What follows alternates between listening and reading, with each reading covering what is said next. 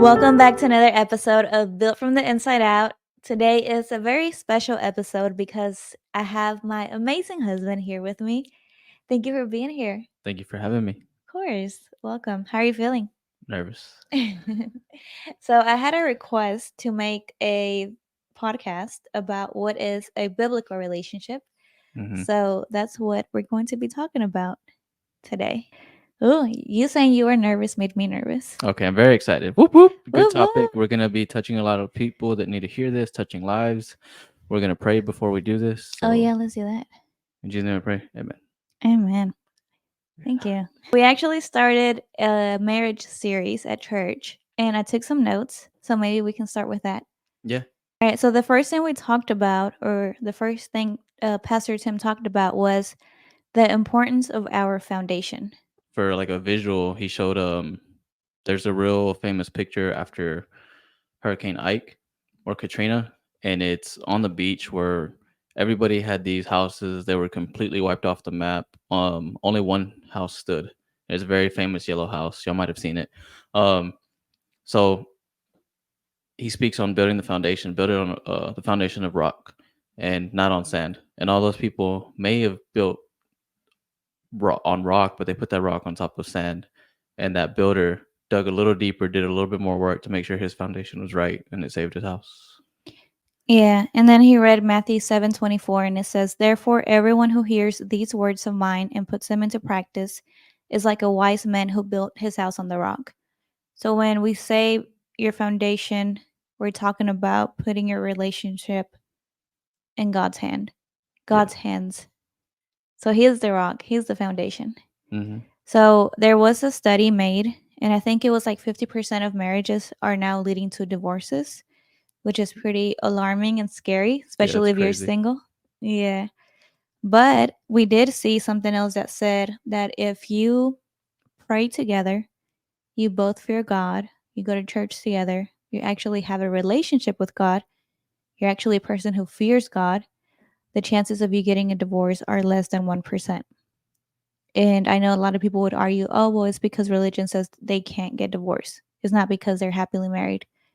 Well, that's not always the case. Well, like just hearing that instead of hearing there's hope that people are like being Mm, negative about it just speaks like volumes of why that is. Why yeah, are they pulling negative from something that's so great? Like, yeah. And going into that, well, since we're speaking about what it actually means to be a Christian, we can talk about that because I have friends who are currently single and they're wondering like, what should I look for in a man? And I always say, make sure he's a man of God or he's a God fearing man. So just because someone tells you that they're Christian doesn't mean that they're God fearing. So God fearing, I would say, is someone who thinks about has a relationship with God, and he doesn't do certain things because he has wisdom, right? If we have a good relationship with God, he gives us wisdom and we're able to understand that when we do things that we shouldn't do or make unwise decisions, consequences, there will be consequences to pay. So someone who has very loose morals or values, maybe like their love for their spouse isn't as strong to keep them from doing certain things. Like let's use cheating for an example, versus someone who is God fearing.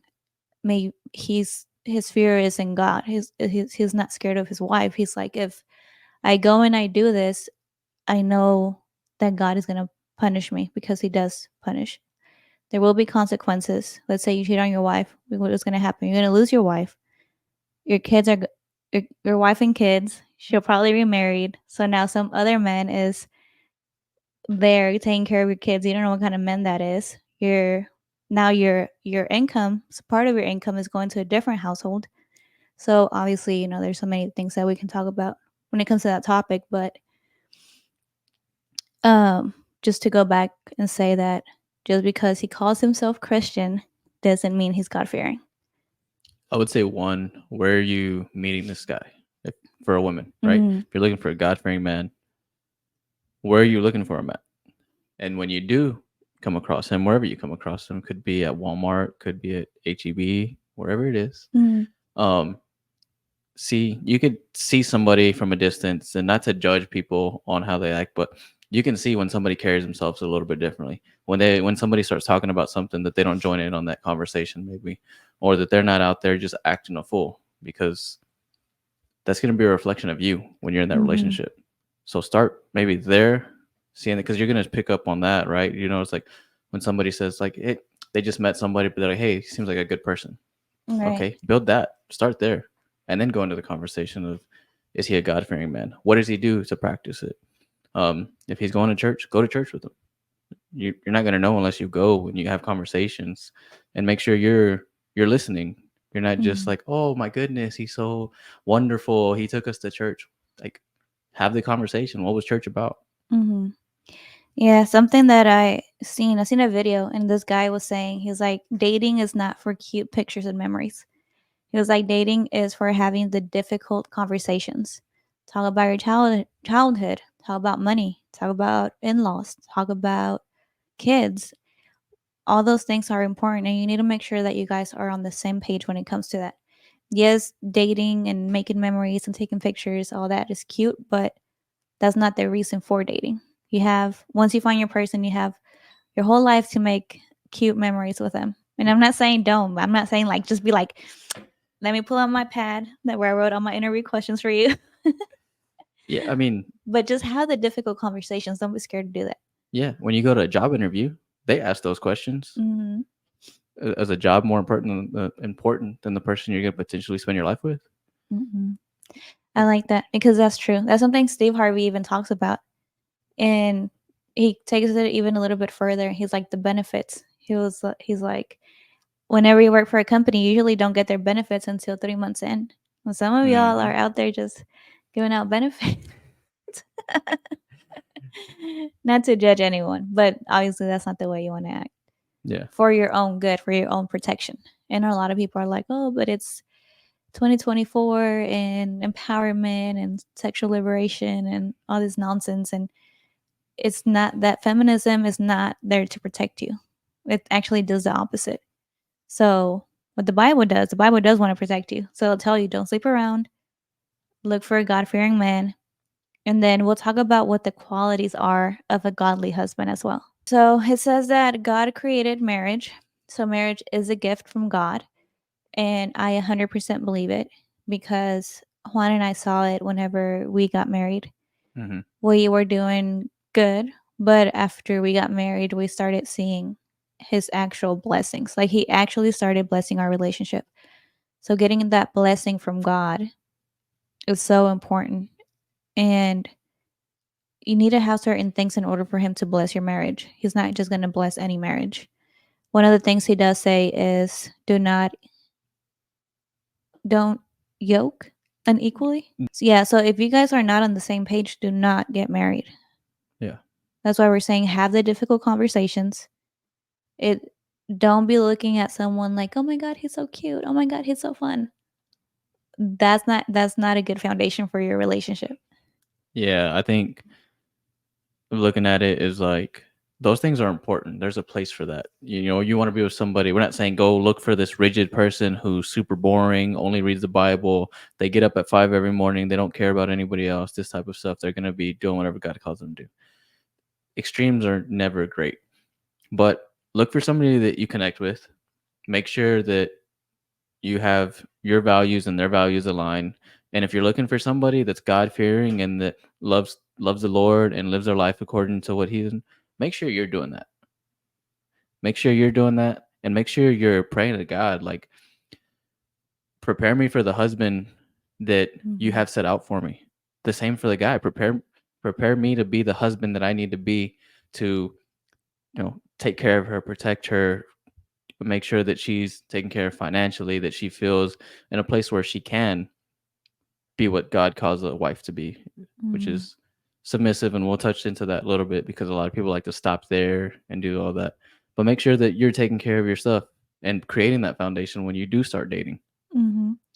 Yeah, and I always tell girls, make sure you are the reciprocal of whatever it is you want. So you don't have to be what you want. So whatever you want in a man, it's not that you have to be that. You have to be the reciprocal. So for example, you want a provider. Are you someone who's are you like a person who receives, or are you like no no no no no?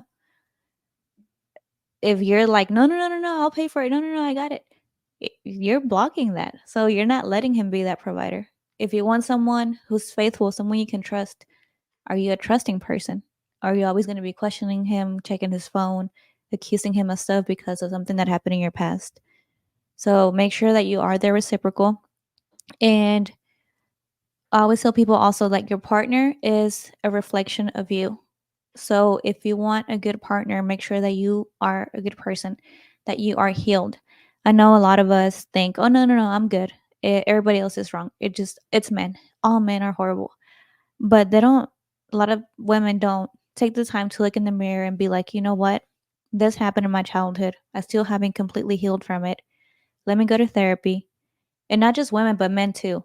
If, ladies, if a man is not willing to go to therapy, if he's not willing to go to counseling for you, I'm just gonna say that's not it. That's not where you want to be, because what that tells you is that he's not self aware, and he's not willing to work on himself. So if anything does happen, he's always gonna blame you for it, because he doesn't have the capability to look in the mirror and be like, I need to work on this, or this was my fault. So if right away you're like, oh, let's do premarital counseling, or let's just do counseling because of whatever situation, and he says no, I would not stay. Yeah. If they don't want to do counseling, how big is their ego Mm, to say I'm perfect? I mhm, don't need anybody to help me. And I always go back to this. It's like we get coaches for everything, right? You mhm, if people are, their job is to give speeches and stuff. A lot of times you'll get a speaking coach. mhm, If you're in to fitness, you're going to get a diet coach, a nutrition coach, somebody to do a programming. Why would you not want to do that for something that's going to affect everything? mhm, Once you start working on that inner child, it's going to affect all your relationships. It's going to affect the way you work. It's going to affect the way you look at fitness. It's going to affect your relationship with food. It's going to affect everybody who comes around you. It opens the doors to promotions. You're more approachable. You know how to handle situations better, how to deal with stress.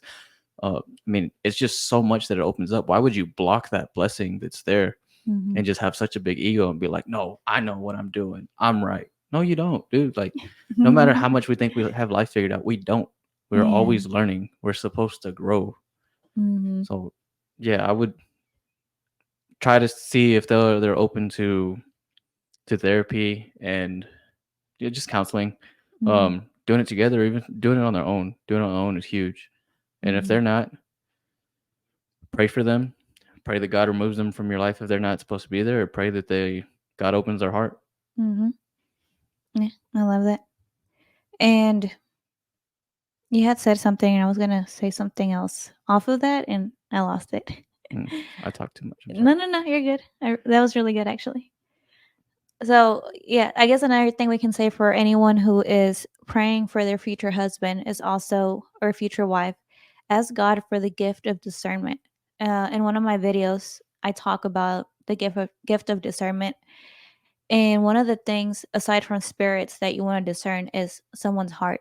So if you heard me talk about the Trinity, I say that we are body, we are soul, and we are spirit. And the soul is connected, is basically the heart. So the heart represents the soul.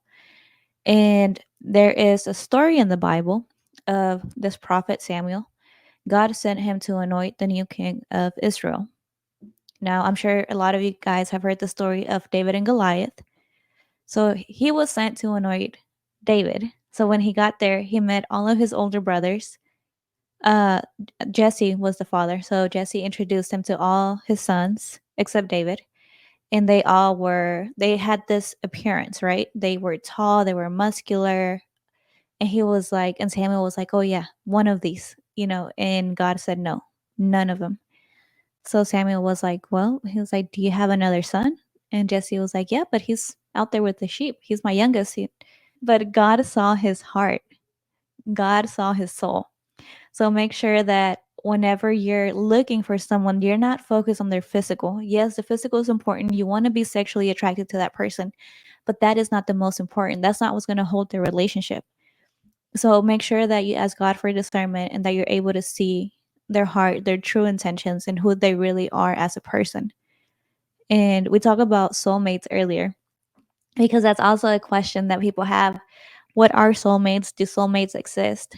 And the best way that I can explain it is whenever you are with someone, whenever you have sex with someone, whenever you marry someone, what you're doing is you're tying your soul to that person's soul. And I've heard people say, like, oh, yeah, I married this person, but what if my soulmate was really in Brazil or in China or in India or in Paris, whatever, right? And that doesn't make sense to me because let's say you have a roommate. You're not going to have a roommate and be like, oh, what if my real roommate is in China? Well, then he's not your roommate. Yeah, Your soulmate is a person that you tie your soul to. So just wanted to give my 2 cents on that. yeah. One thing about the physical that I like that Pastor Tim said, he was like, when you're dating and stuff and all that, it's not for the cute selfies, Mm, like, and yeah. because they're not as cute as life goes on. He's like, sorry to say it, but we get older, you don't look the same as when you first started. But Yeah. on the soulmate thing, we were talking about it, and I was saying a lot of it's like describe your soulmate. What do you look for in this person? First thing they do is the physical attributes, right? Oh, Mm-hmm. he's over 6 foot, he's 200 pounds, abs showing this and that. Okay, so you want a physical mate. Well, you Mm, have said nothing about the soul yet. It's yeah. good to look for somebody who takes care of themselves and everything. That's great, and you should be attracted to this person. But that's not a soulmate, like you're saying. Like, Mm-hmm. so just Yeah. do some inner work Mm-hmm. and be ready for when that blessing of that person comes across. Yeah. I love that. Yeah. So keep that in mind when you're writing down your list. Think of it that way. You're looking for your soulmate. The person. You are looking for the soul that you are going to tie your soul to. So what do you want that person's soul to have? So, like we say, we're not knocking like dating a attractive person. That's if you find an attractive person with a beautiful soul, great, perfect. You won the lottery. We love that for you. Yeah. But do not date someone who you're like, oh, I'm so attracted to this, physically attracted to this person, and then he treats you like crap. That's not okay. No. No. All right. It's not also to deter people, like we're saying. Make sure that um that the people have done all this, and you just disregard somebody because you hear this or that about them. You need to do your own discernment on them, Mm, not about what people are telling you or this or that, because people grow. People right. are always growing. So make sure you're using your own discernment and not being like chismeando with these other people, and then that whatever they have in their head comes in your head. Do your own discernment. Yeah. Yeah. Like when Juan and I started dating, we actually started dating in secret. We didn't tell anyone about it. And we kind of just wanted to get to know each other. I just wanted to know him for who he was, not for who somebody told me he was. Or, I didn't want to hear, like, oh, I did ask my cousin, 'cause she went to school with you. And she didn't have anything bad to say. So I was like, okay. Um, because I was like, okay, I have one person who I trust, who I know knows him. But I'm not gonna go telling people and then hearing all this stuff from all these random people. I want to Mm, get to know him and I want to see what kind of guy he is. And that's what happened. We kept it secret for, do you remember? like 2 months. Yeah, like 2 months. Yeah. Yeah. And by that time, whenever we started telling people, we were already in love. Yeah.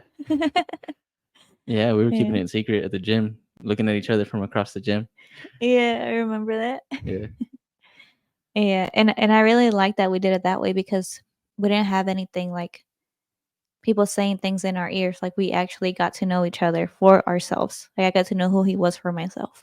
Yeah, I mean, and we see it in movies all the time, right? Somebody will like somebody and they'll go and lie on them Mm, just so that person doesn't get with them, so they're available to them when that person doesn't ever even wants anything to do with them. It's mm-hmm. like I'm not saying get all your knowledge and wisdom from movies, but I mean you see it there. Yeah. It's just like a good lesson, I think. Yeah. Yeah. Okay. So I'm looking at my notes. Okay. So another thing he talked about, Pastor Tim, was about putting each other second. Mm, So putting your spouse as number two. And that's only because you're putting God number one. So that means you're putting God first, and then you're putting your spouse, and then you're putting yourself. Now I know a lot of people are gonna be like, "Oh my God, no! What about me? He's gonna like just step all over me and take advantage." No, that's not how it works. When you put God first, you're going to have a godly relationship. And we're going to talk about what that means. Yeah, if your first thought is, "Oh my god, no, he's gonna step all over me," why are you with somebody who's potentially gonna step all over you? Mm, You if you're doing what the Lord calls you to do and submitting to him, um, don't be with somebody that you're gonna be afraid to submit to. It's somebody who you wanna submit to. mm-hmm, Like, and guys, be that person she's gonna wanna submit to. That doesn't mean it's my way or the highway, I run this house. No, mm, that's not what it is. You're putting yourself second, which means you're putting their needs before you, so you're making sure they're taken care of all the time.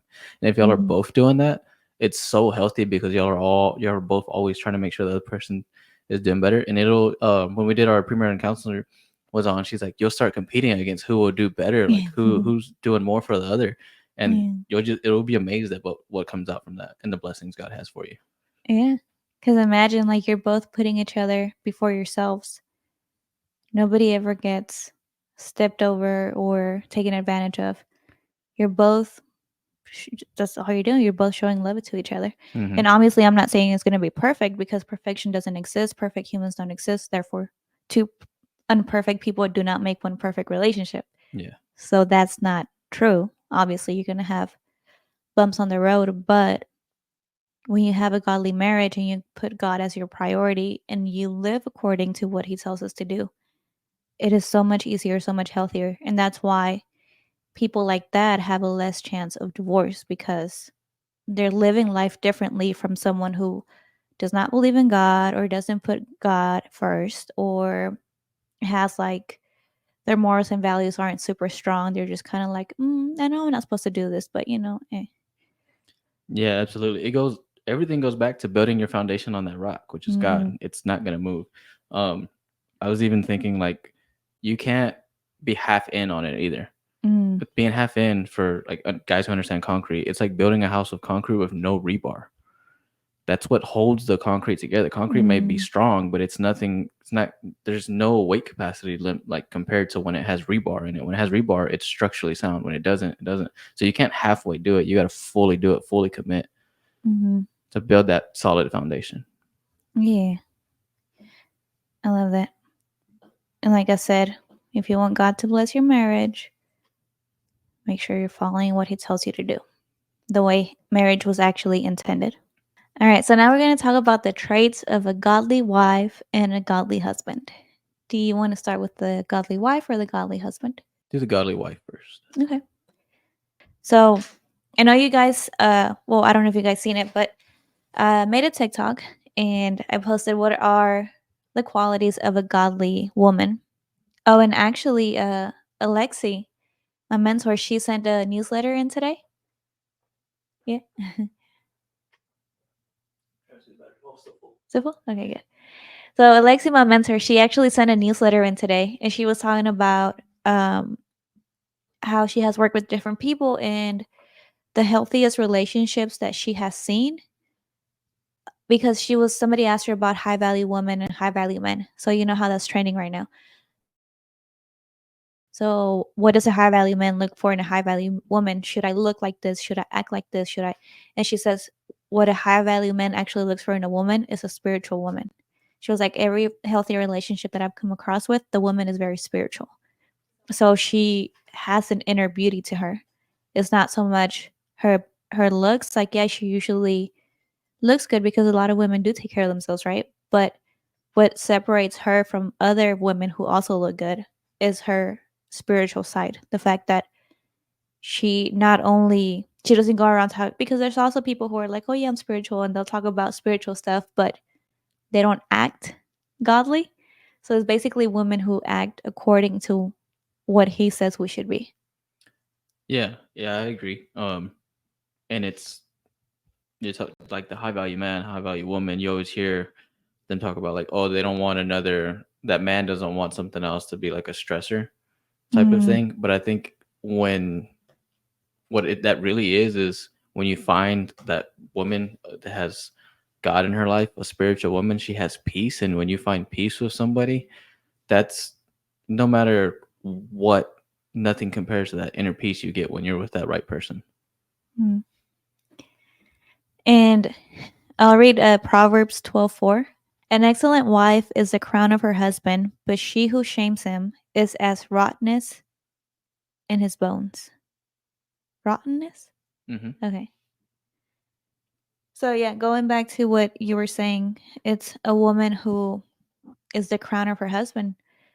The husband is proud of her. She makes him look good. She's not over there acting crazy or making a show or a scene, or like you said, she brings him peace and she makes him look good. I think that's very important. Episode was brought to you by BCN Supplements, our all natural supplement company. First off, we have our hydrolyzed collagen. This is a 4-in-1. It comes with vitamin C for better absorption, hyaluronic acid, and biotin. So, this is good for your skin, your hair, your nails, and your joints. And this is for both men and women. Next up, we have our immunity, which is a 7-in-1 vitamin. It has vitamin C, vitamin D, zinc, echinacea, elderberry, black pepper, and garlic bulb. So this will give your immune system that extra boost. And lastly, we have our natural pre-workout. It does have 325 milligrams of natural caffeine from green tea. It is sweetened with stevia, and its purpose is energy, focus, and endurance. And for our listeners, we do have a discount code. If you visit our website, www.bcnsupps.com, you can use code BUILT, BUILT, for 10% off. Thank you so much for listening. All right, so Proverbs 31 is very famous. A lot of people have read it and heard of it, but we don't all act like it. I know it took me, and I'm still working on it. I can't say I'm like, oh yeah, I'm 100% like this. It's not easy. I mean, obviously, nothing worth having is going to be easy, right? Everything takes effort, it takes time. But as long as you're working towards being that woman, I think that's what actually matters.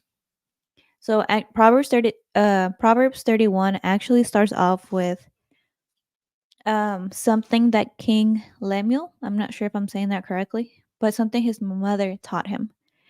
And basically what she's saying is, listen to me, my son. Um, do not spend your strength on women, your vigor on those who ruin kings.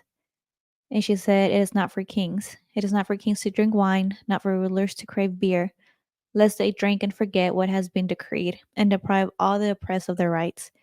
Let beer be for those who are perishing, wine for those who are in anguish. Let them drink and forget their poverty, and remember their misery no more. Speak up for those who cannot speak for themselves, for the rights of all who are destitute. Speak up and judge fairly, defend the rights of the poor and needy. So here she's basically telling him, you're a king, therefore you need to act differently from everybody else. Don't be going out there and getting drunk and forgetting that you have uh, the responsibility of basically the whole town, the whole city, all your people. And earlier when we read that, you had something that you had seen, which I thought was pretty good.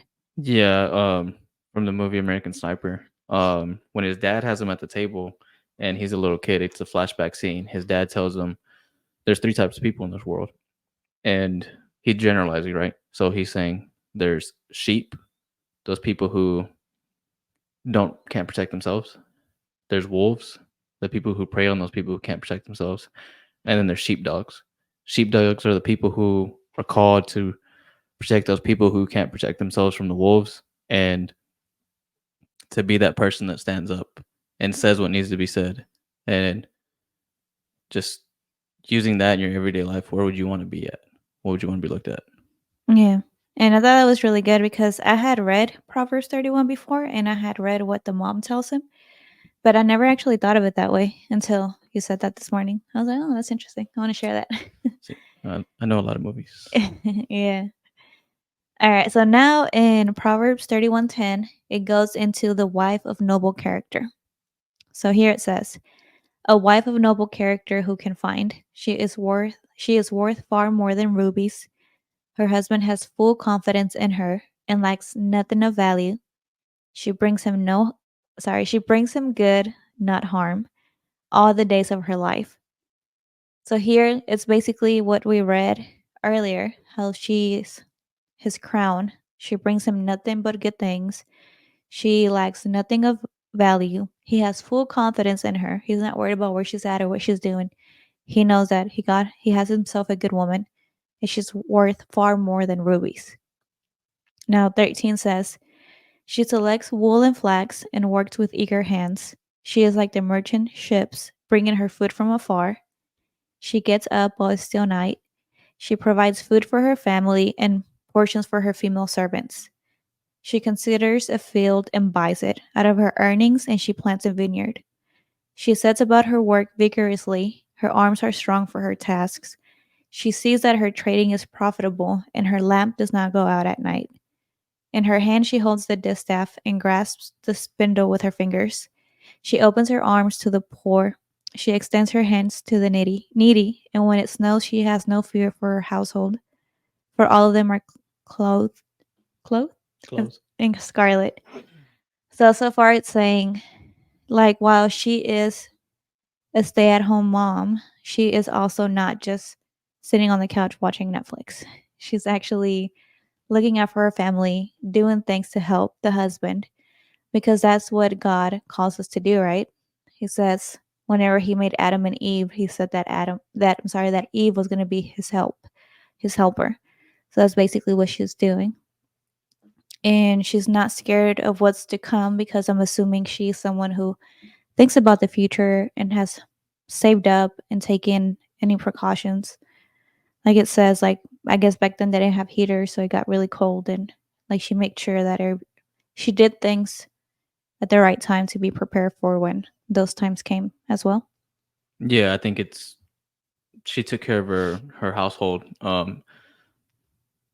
in the sense that she made sure that she was doing things from a nurturing standpoint, Mm, making sure the kids were clothed, mm-hmm, making sure that they were they were looking at the future. mm-hmm, Maybe when it says she bought that land, maybe it's you take it as you're doing something for your kids. Maybe that land was going to be for the kids. She's mm, looking ahead towards the kids' future. Um, and it's like you said, not being a couch potato, but not just going out and shopping and spending all the money. mm, If true. Dave Ramsey talks about it a lot. If you're not making money, but you're saving money, you might like you're not spending any money. You're also basically making money because you're Mm, allowing that money to stay there, so yeah. that she's doing things to help the husband. Mm-hmm. Yeah, and it says she has her earnings, so she knows how to manage money. She's good with Mm-hmm. it too. It says she makes coverings for her bed, and she is clothed in fine linen and purple. Her husband is respected at the city gate, where he takes his seat among the elders of the land. So again, she's a good woman, and her husband is respected. That means they are a reflection of each other. She's Yeah, a good woman, he's a good man. yeah. I mean, like think of it as a man. I say think of it as when you're gonna go somewhere and you're taking your partner there. A man looking for a woman, right? You Mm, want somebody that you can take and you're gonna be proud of. Like I feel very fortunate. I found like the best mm, woman ever.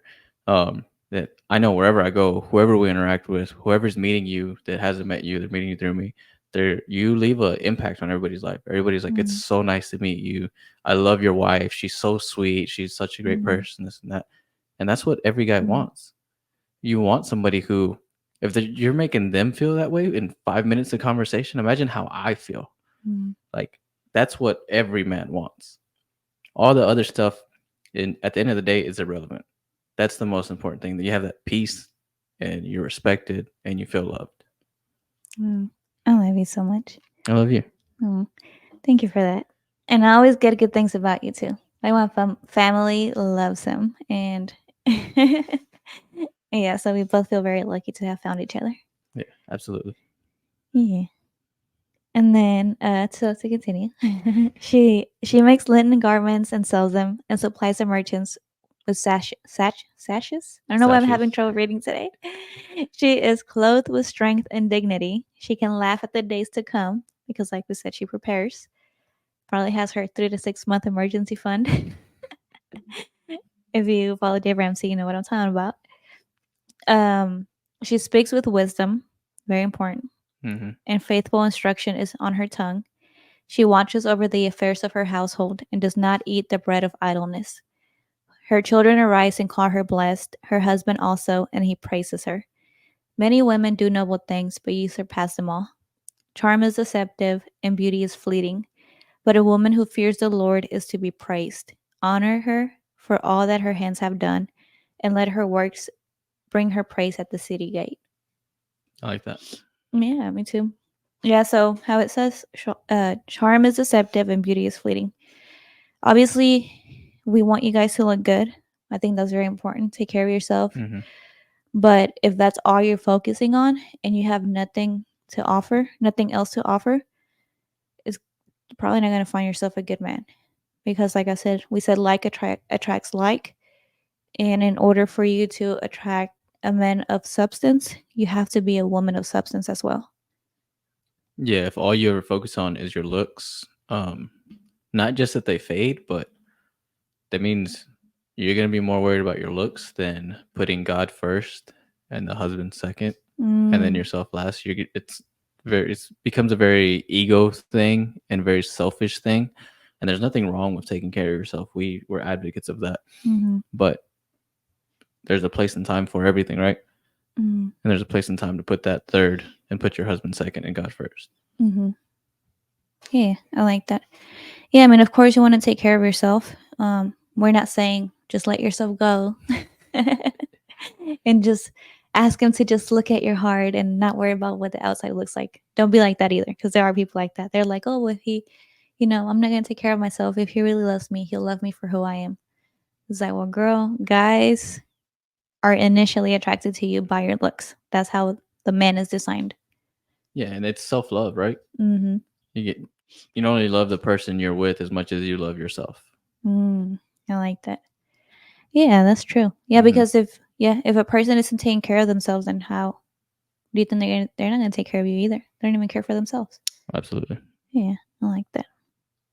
So I pulled up Genesis. I haven't read recently when he made Eve, but I know it talks about how he made her to be a helper. It says, so the Lord took the man and put him in the Garden of Eden to work it and take care of it. Excuse me.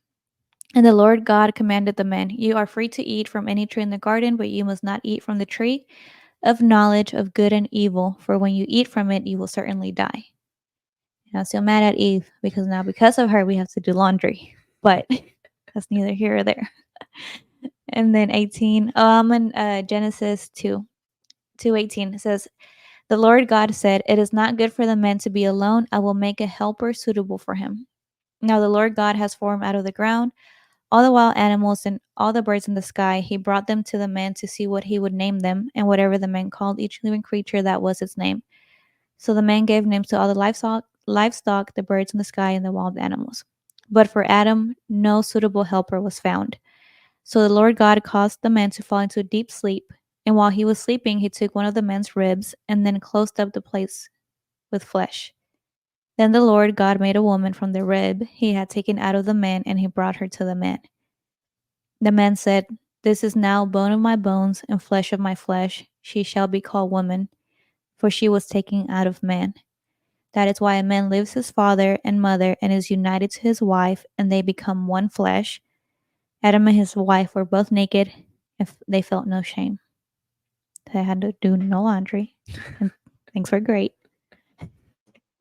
But yeah, I just wanted to read that because I remember when I was younger, like I've mentioned before, I grew up in a Christian home. So I grew up reading some of the things the Bible says, and I remember reading this and being a little mad because my ego, right? I was like, why do I have to be the helper? Why can't I be the boss? Why can't I be the main one? And then as I grew up, I had my big girl job, and I realized how much goes into it and all the responsibility that goes into it. I was single, had my house, my car, my job, and then throughout, well, I guess it actually happened when I started working at LNG at a different job, and I was working. I had less responsibilities, and I realized I was like, I don't need to be like the person in charge. This is Hmm. nice. So by the time I met my husband, I was like, yeah, I'm okay with the idea of letting him lead and letting him be the responsible one. So just something that just popped into my head right now. Yeah, I think on that thing, why I think what God designed, we're not to question, right? But we are to try to understand. as much as we can. We're never going to fully understand God or why He does what He does. But when making decisions comes into play, psychologically, right? Men are Mm. rational creatures and women are emotional creatures. So if you have somebody rational making the decisions of the household for the future, I think God knew what He was doing when He did that, because you don't want Yeah. somebody making an emotional decision with a permanent outcome. Yeah. And I think we weren't designed to carry that much stress. Yeah. Like I've even heard of like females dying from they were so stressed out. We weren't meant to do that. We weren't meant to take on the stress and the responsibility of a man.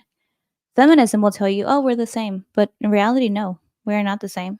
And he does calls us to be helpers of our husbands. So I think it's very important also to make sure that you are being his helper, that you are being there for him for so that he can go out and work and provide and handle all the things that he needs to handle. I know a lot of people are like, well, what about me? What about my dreams? I feel like Proverbs 31 does it pretty good, explains it pretty good how she's still able to do her own thing, but I feel like she puts her household first. She makes sure her household is taken care of. And then in her free time, she goes and she does the selling, she looks at the land and all those things. So it's not saying that you can't do things that you like I'm doing this podcast. This is because I love doing this. But I make sure my husband is taken care of. I make sure that, I put him first. And then once that's taken care of, I'm like, okay, I have time. I can come fulfill what I feel is my purpose for and like in order to serve others because it does say that she serves and she helps the needy and all those things. So we're not saying don't do those things. We're just saying make sure your household is taken care of first. Yeah, and it's again going back to having the foundation as God first, your spouse second, you Mm-hmm. third. You took care of me, and you always do, and you're making sure that all that I need is taken care of. Mm-hmm. I'm gonna turn around and do the same thing. I'm on this podcast because I know it's your passion and it's a Mm-hmm. good topic for us to talk about. But it's because I'm putting you first. Mm-hmm. It it's just a revolving circle. So if y'all start practicing that, you'll start seeing the fruit. Yeah. Mm. I love you. I love you. So now let's talk before we go into what a biblical or a Christian household should look like. Let's talk about the not so good woman. So now we're going to Proverbs 5, and it says warning against adultery. So this one is, oh, it's not that long. I'll read it. It's pretty short. So it says, my son, pay attention to my wisdom, turn your ear to my words of insight, that you may maintain discretion and your lips may preserve knowledge. For the lips of the adulterous woman drip honey, and her speech is smoother than oil. But in the end, she is bitter as gall, sharp as a double edged sword. Her feet go down to death. Her steps lead straight to the grave. She gives no thought to the way of life. Her paths wander aimlessly, but she does not know it. Now then, my sons, listen to me. Do not turn aside from what I say. Keep to a path far from her. Do not go near the door of her house, let you lose your honor to others, and your dignity to one who is cruel. Let strangers feast on your wealth, and your toil enrich the house of another. At the end of your life, you will groan. When your flesh and body are spent, you will say, how I hated discipline, how my heart spurned correction. I would not obey my teachers or turn my ear to my instructors, and I was soon in serious trouble in the assembly of God's people. Drink water from your own cistern, running water from your own well. Should your springs overflow in the streets, your streams of water in the public squares? Let them be yours alone, never to be shared with strangers. May your fountain be blessed, and may you rejoice in the wife of your youth. A loving doe, a graceful deer. May her breast satisfy you always. May you ever be intoxicated with her love. Why, my son, be intoxicated with another man's wife? Why embrace the what is it? Bosom. Bosom of a wayward woman? For your ways are in full view of the Lord, and he examines all your paths. The evil deeds of the wicked ensnare them. The cords of their sins hold them fast. For lack of discipline, they will die, led astray by their own great folly. So, all of that to say, stay away from promiscuous, adulterous women. If she is married or if you are married, if she, what did you say early? If she did it to you, well, if she did it with you, she'll do it to you. Yeah. Same for the man. Who he did it with you, he'll do it to you. Mm-hmm. So, and we know that where there is no trust, there is no real relationship. Because how can you trust someone like that? Mm-hmm. What guarantees you they won't do the same to you? And if you think they won't do the same to you, just give it a few years. It'll happen. Because their morals are loose, their foundation is not God, and they're willing to give into their flesh. What is it? Their physical desires. Yeah, flesh. hmm So, get married, have sex with your wife, and only her. Mm-hmm. I think it's funny that it says don't share her. I mean, nowadays you understand why, but Yeah. because you What? know, It's because orgies and swingers and all that. yeah. Well, I mean, back in the day, like the king had all these women, like stuff Mm, like that. that's true. So I think it's just it wasn't frowned upon in their time. So Mm, that's why he's saying like he put these things into place, and there's always been people just giving into the flesh. yeah. It's just God knew what he was talking about. Yeah. Yeah. Yeah. We talked about earlier about this, how I said your money's going to go to a different household. You're going to lose your money to her. You just, it's a very dumb thing to do, basically. Mm-hmm. But I feel like people should know that, but it still happens. So we also talked about the 80-20 rule earlier when we talked about this. Do you want to talk a little bit about that? Yeah, the 80-20 rule is 100% would be the perfect person. Um, and when you get with somebody, you know they're not gonna be perfect, so you're never gonna get that 100% outcome that whatever your list, your little list you have going on, it may Mm-hmm. not check all 10 of those boxes, but if they check 8, that's great. But once you have this 8, the flesh always wants what we don't have. So you start looking maybe at this person has all these checked off boxes, but these 2 boxes you're like, man, they don't do these things, and somebody else starts doing these 2 things for you, which could just be like something simple as like, you know, showing you a little more affection, which should already be a red flag. But if your partner's not like this affectionate person, and this other person, wherever they come from, are, and then you're like, oh, this person does this for me, you don't do this for me, and then that's how that trifling stuff ends up happening, going over here. Mm, And you lose 80% of the perfect person, well, this of your perfect scenario for 20%, and now you're lacking that 80, and that's when all that other stuff you were talking about comes in. mm-hmm. So it's, I mean, it's the same thing as the grass is always greener where you water it. Right. Yeah. Yeah. No, there's no person that's going to 100% have everything you want.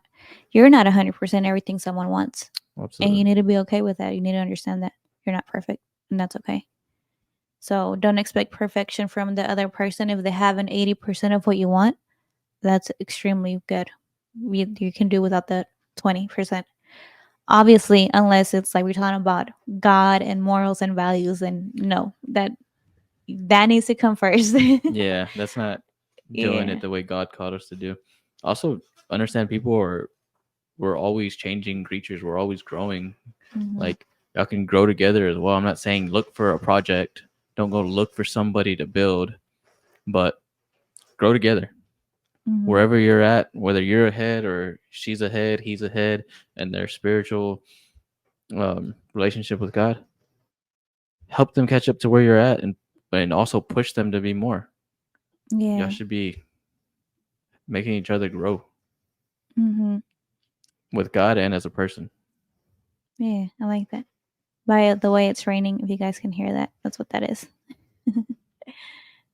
So now I'm gonna read 1 Peter 3, and it says, "Wives, in the same way, submit yourselves to your own husbands, so that if any of them did not believe the word," which you were just saying, "they may be won over without words by the behavior of their wives. When they see the purity and reverence of your lives, your beauty should not come from outward adornment, such as elaborate hairstyles and the wearing of gold jewelry or fine clothes. Rather, it should be that of your inner self, the unfading beauty of a gentle and quiet spirit, which is great worth in God's sight." Hey guys, so as I mentioned earlier in the video, it was raining pretty bad and our internet went out. So the video got cut, but we will be back with part 2. We did get an hour in, so that was great.